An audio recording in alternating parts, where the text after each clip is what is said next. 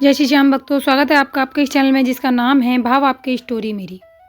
श्याम भक्तों, आज का ये वीडियो साधारण नहीं है। आज का ये संदेश उस हर भक्त के लिए है जिसने कभी अकेले में बाबा से कहा हो, बाबा अब आप ही संभाल लो।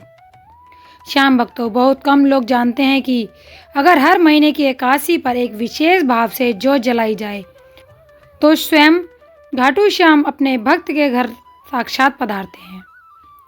और अब जो एकादशी आने वाली है 14 जनवरी षटतिला एकादशी, यह तिथि अपने आप में अत्यंत चमत्कारी मानी जाती है। अगर आप चाहते हैं आपके घर में स्थायी सुख शांति बनी रहे, धन की रुकावटें दूर हों, मन की आर्थिक इच्छाएं पूरी हों और सबसे बढ़कर बाबा स्वयं आपके घर में ही विराजमान हो, तो इस वीडियो को अंत तक जरूर देखें। अक्सर लोग पूछते हैं, क्या सच में बाबा घर में आ सकते हैं?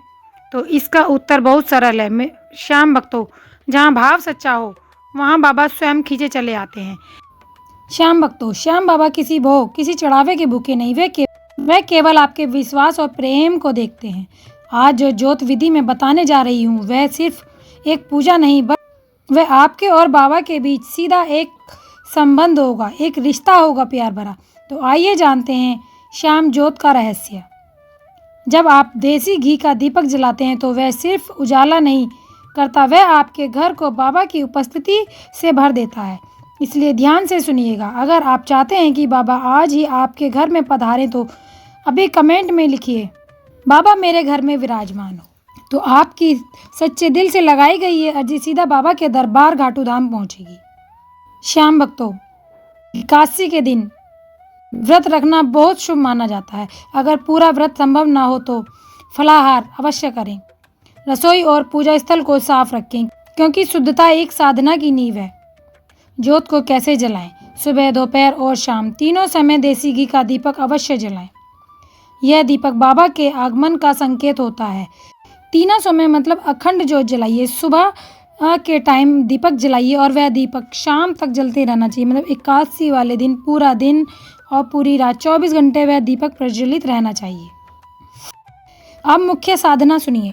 आप सुनिए ज्योत जलाने का नियम। पहला, गाय के गोबर का छोटा सा उपला लें, फिर उसे गर्म करें, अंगारे जैसा कर लें, बिल्कुल लाल होना चाहिए वो। मतलब किसी मिट्टी के पात्र में, अगर मिट्टी का नहीं है तो आप स्टील की कटोरी वगैरह में भी उसको रख सकते हैं।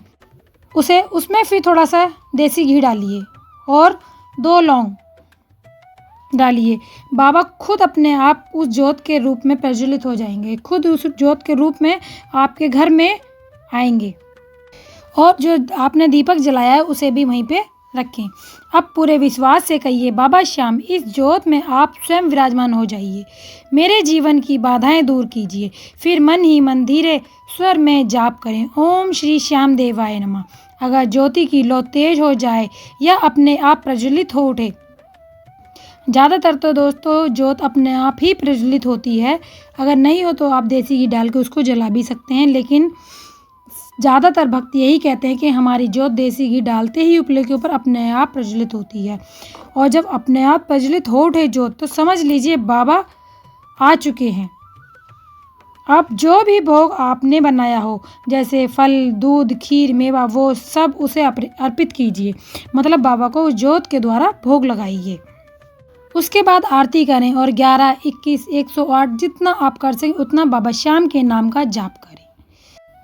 यह पूजा आपको ज़्यादातर ब्रह्म मुहूर्त में सुबह 4 बजे के बाद 4 बजे से 6 बजे तक के बीच में करनी चाहिए, लेकिन कई लोग ठंड है नहीं कर पाते हैं, तो आपको जैसा आपको टाइम मिले, मतलब 11 बजे से पहले ही आपको ये पूजा करनी होती है, क्योंकि 11 बजे के बाद पूजा का टाइम नहीं होता है। तो कोशिश कीजिए कि सुबह जल्दी 6 बजे उठकर कर सकें, और नहीं तो 11 बजे तक तो आपको करनी ही करनी है।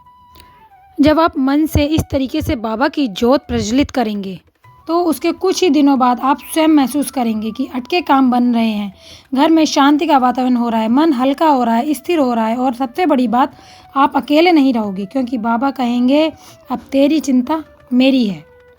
तो अगर आपको ये वीडियो अच्छी लगी हो तो प्लीज़ वीडियो को लाइक कीजिएगा, चैनल को सब्सक्राइब कीजिएगा और कमेंट में बाबा श्याम के नाम का जयकारा ज़रूर लगाइएगा, क्योंकि ये एक जयकारा नहीं है भक्तों, आप सभी के तब से बाबा के दरबार में आपकी अर्जी है। पता नहीं बाबा कब किसकी अर्जी सुने। तो मिलते हैं अगली वीडियो में बाबा श्याम के अगले चमत्कार के साथ। तब तक के लिए जय श्री श्याम।